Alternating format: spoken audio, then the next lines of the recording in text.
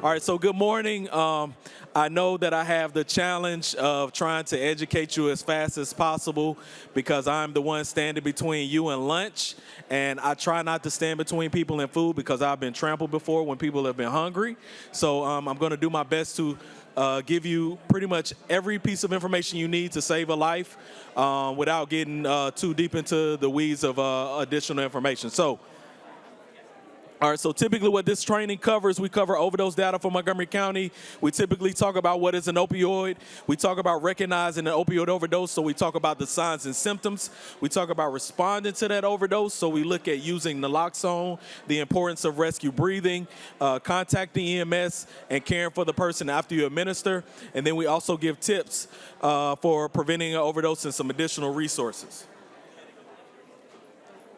All right, so looking at our data, in 2020, we lost 139 lives to overdose deaths, which was 108 of those lives were opioid-related, which was a 25% increase from 2019. And then in 2021, we lost 158 lives to overdose. So the numbers related to Narcan and the lives saved are pretty much duplicative numbers. So they might have been a person that might have been administered Narcan on multiple occasions. All right, so this slide here, I'm not going to go over it because I can get really deep into it, but I really challenge you to take an opportunity to check out a documentary called The Crime of the Century, which gives you a glimpse of how we got into the issue of what we're experiencing today. All right, so looking at what is an opioid, so basically opioids are drugs that treat prescription medications that treat opioid use disorder. They manage pain, suppress coughs, as well as, as well as causing feelings of euphoria, contentment, and detachment. And it's important to know that the effects can last between 3 to 24 hours, and in excessive amounts they can suppress a person's urge or ability to breathe. So basically, opioids are central nervous depressant. They depress a person's ability to breathe.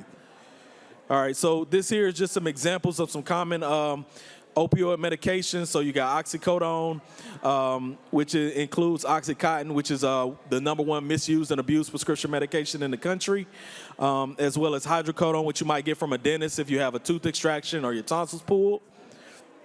And then here you have examples of morphine, which is the base drug that all substances are pretty much created.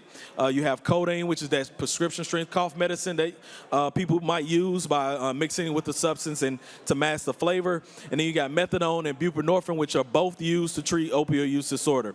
So some tidbits to know about this information is the fact that heroin is about 3 to 50 times stronger than morphine.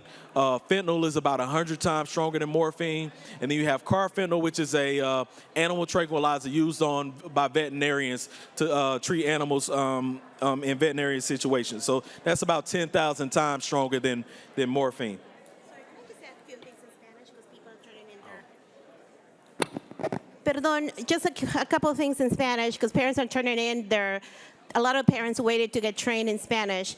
Si usted estaba esperando para el entrenamiento para cómo usar Narcan, por favor no se vaya, quédese con sus audífonos y póngase en el canal donde estaba. El entrenamiento va a ser traducido al español, así que les rogamos por favor que no se vayan y que escuchen el entrenamiento. Si usted entregó sus audífonos, vaya, regrese para que le vuelvan a dar para que usted sea parte del entrenamiento. Thank you. People turn in their headphones and a lot of parents wanted to get trained on this as well. Sorry about that.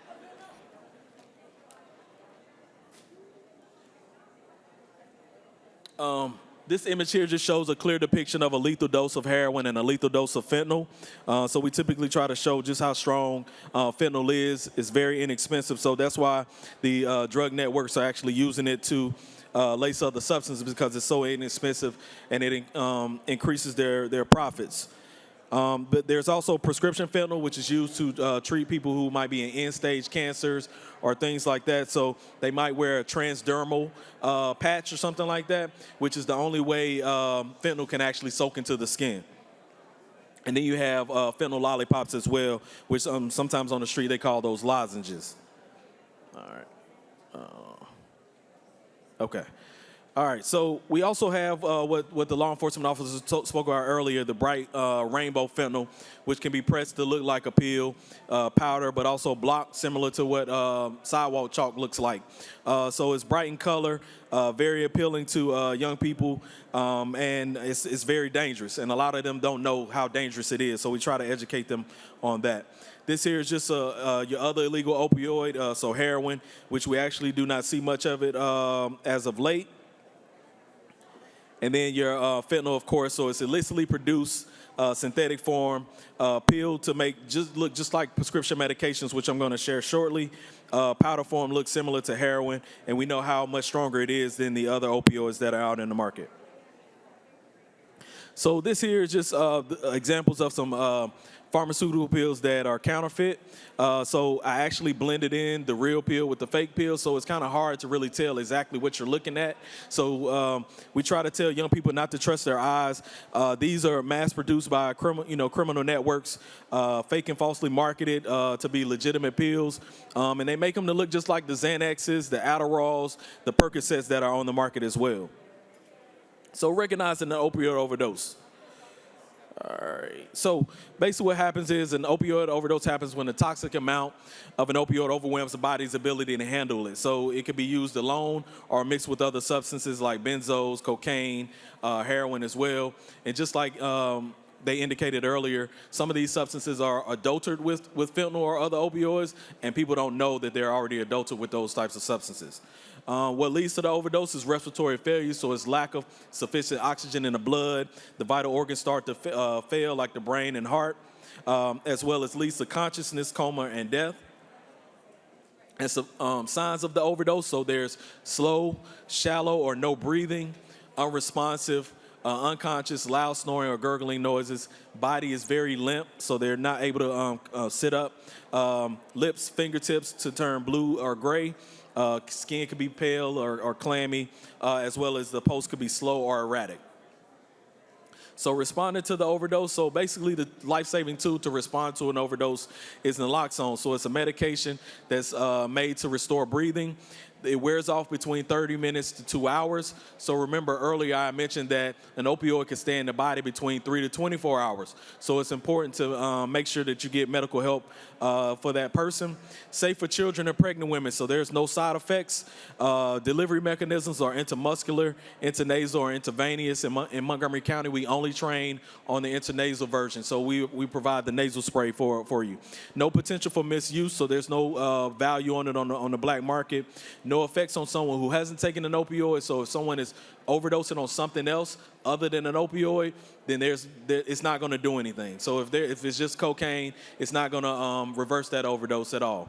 And then side effects are minimal or rare, just like I said. And then naloxone is only good for the opioid overdose.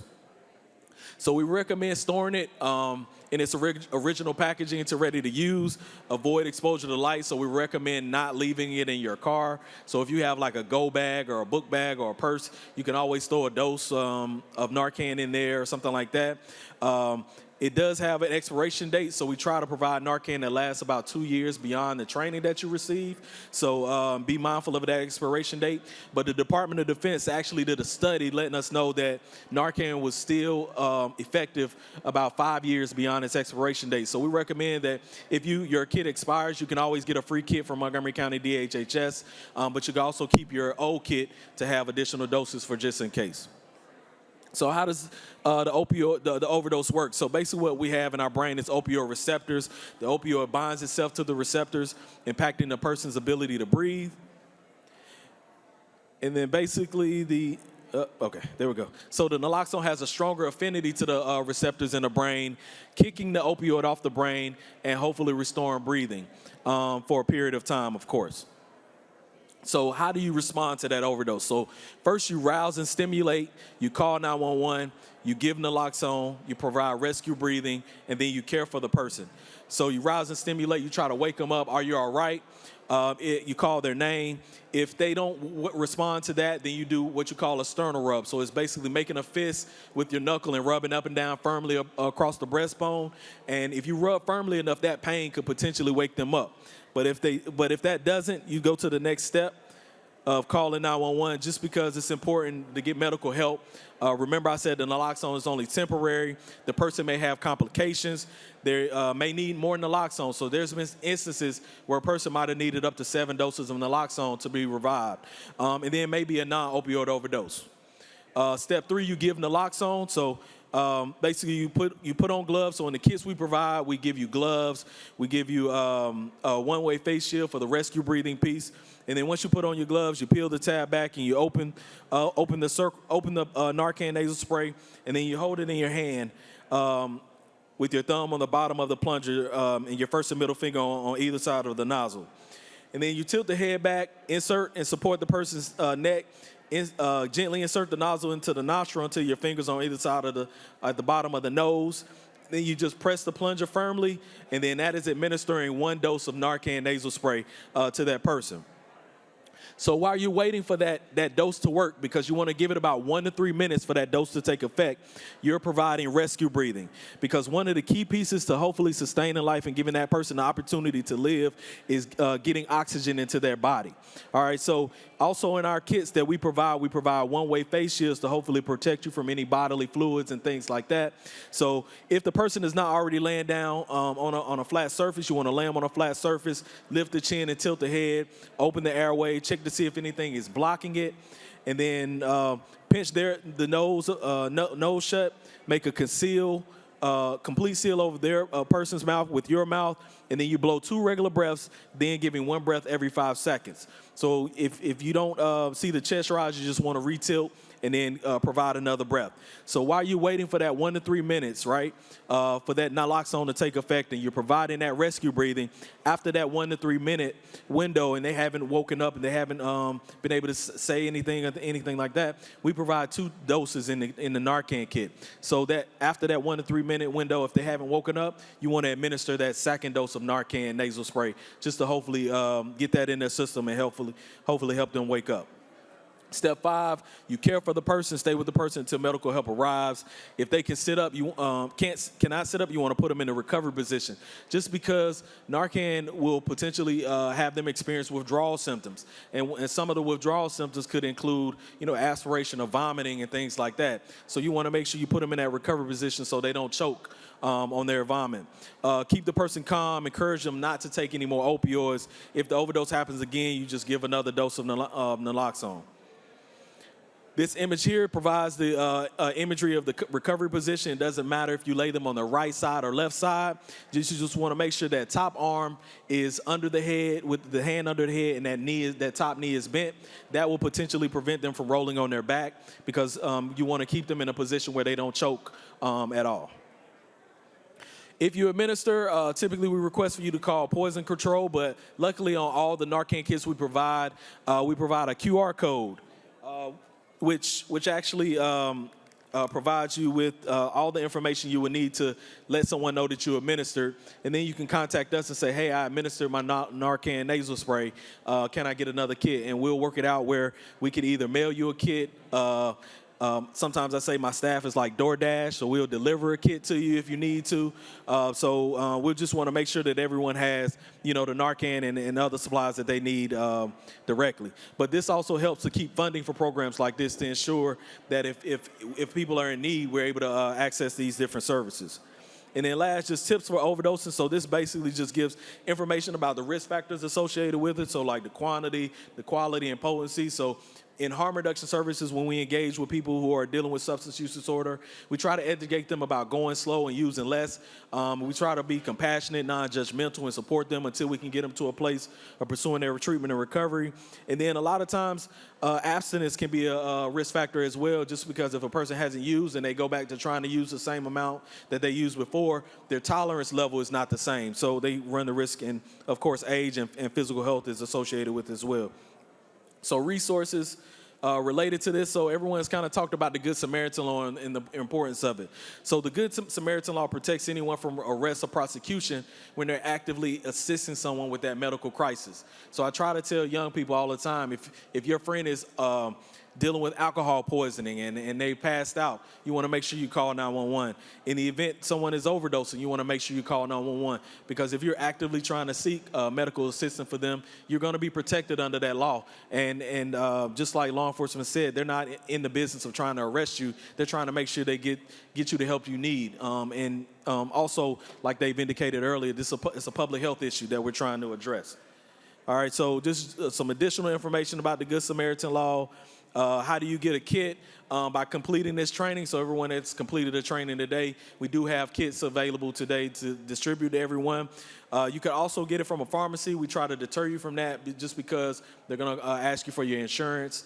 And potentially I've heard horror stories where someone might have gotten flagged because they've accessed Narcan, not saying that they access it for themselves, they access it for someone else. So we just say, hey, Montgomery County has it for free, and we're going to continue to give it for free as a life-saving tool as well.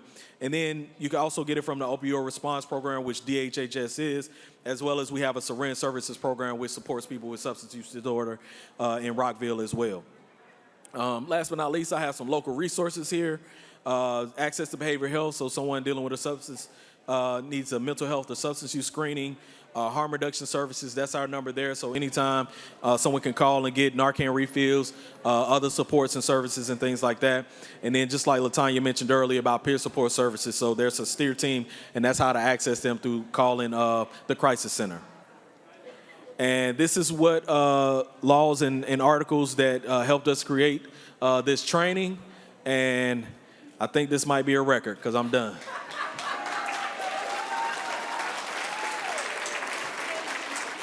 Yeah. Okay, so is my microphone? Is this microphone on? Can you hear me? Can you still hear me? I'm good now. Okay. All right. So I was asked to do a demonstration, which I don't often get asked to do a demonstration, but that's fine. We'll do a demonstration. All right. So just like I said, in the event you come across someone who is overdosing, right? You want to shake them. Are you all right? Are you all right? You want to call their name. If they don't respond to their name, then next when you go to the next step of calling 911. Sorry, I don't have my cell phone on me because I've been up here all day. But you call 911, you tell them what you see, tell them what you're experiencing, and a lot of times that person on the other end of the call is going to give you the steps and things to do to help the person that's impacted. After you call 911, you want to make sure that you get your Narcan nasal spray ready. So basically, just like I said, in the kits, you got 2. And then you want to, it doesn't matter which nostril you choose. You basically just put it in the nostril, press the plunger firmly, and then that's 1 dose of Narcan nasal spray. You want to allow that Narcan nasal spray to take effect about 1 to 3 minutes. While you're waiting for it to take effect, you're giving that rescue breathing. So you're breathing for the person because it's key to get oxygen in their body to hopefully potentially help them sustain life, right? And so after you're breathing, and then let's say he doesn't wake up, then I go to my 2nd dose, and I'm going to administer that dose as well. And then after I administer that dose, I'm going to continue to do the rescue breathing because I'm pretty sure the person on the other end of the phone is going to say, hey, keep breathing for them to help them as much as possible. After he wakes up, I'm going to try to put him in a recovery position, right? So once he wakes up, I'm going to put him in a recovery position. So just in case I have to go get some other doses of Narcan or some other supports and things like that, I want to make sure that I have everything to my disposal. Now, it could be multiple people around that is assisting in this issue. It could be one person who administers the Narcan. It could be another person that does the rescue breathing. It could be another person that does calls 911. All those people are protected by the Good Samaritan Law because they're actively helping in that medical situation. So we're trying to, importantly, lessen the stigma of this issue just to ensure that everyone is comfortable calling 911, making sure they're helping a person. A lot of times there's fear around the dangers of accidental exposure to fentanyl.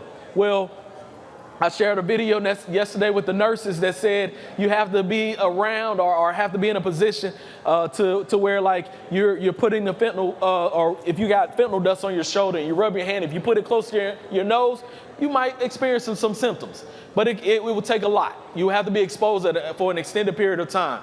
But we want to let people know that it's important to try to help as many people as possible because you never know what kind of position you're in. And we're trying to train as many people as possible in the county as well.